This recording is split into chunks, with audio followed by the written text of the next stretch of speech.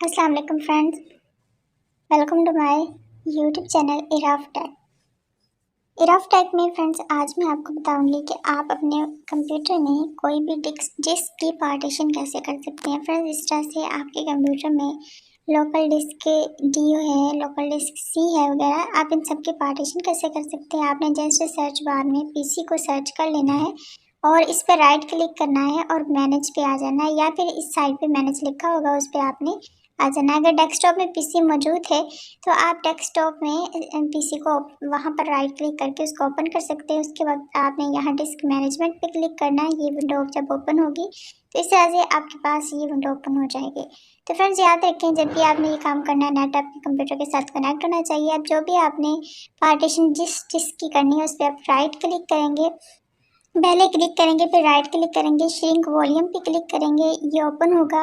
Open होने के बाद यहाँ पे ये जो हाईलाइट है enter the amount of space to shrink in MB, यहाँ पे आप मैं फर्स्ट कलम में 10,000 लिख लेती हूँ।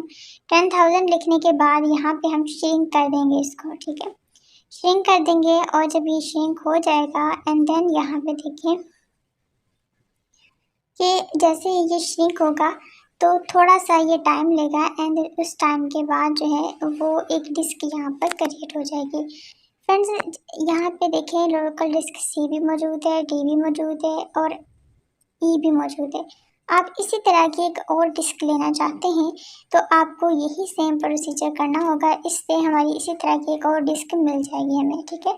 तो हम थोड़ा सा यहाँ पे वेट करेंगे। इस वेट के बाद यहाँ पे एक नई डिस्क क्रिएट हो जाएगी जो हमारे लिए काफ़ी बेनिफिशियल होगी, ठीक है, जिसकी मदद से आप अपने किसी भी डिस्क की स्टोरेज जो है उसका पार्टीशन कर सकते हैं, उसको दूसरी डिस्क में मुंतकिल कर सकते हैं।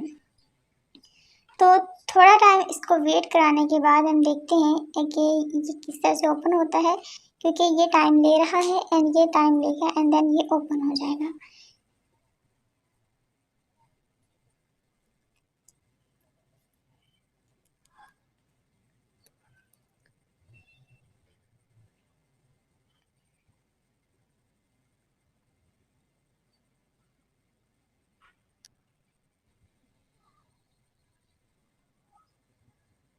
फ्रेंड्स यहाँ पे ये देखें ये डिस्क ओपन हो चुकी है। जिसकी मेमोरी तकरीबन 9.77 GB है। इस पर राइट क्लिक करना है, न्यू सिंपल वॉल्यूम पे आपने क्लिक कर देना है।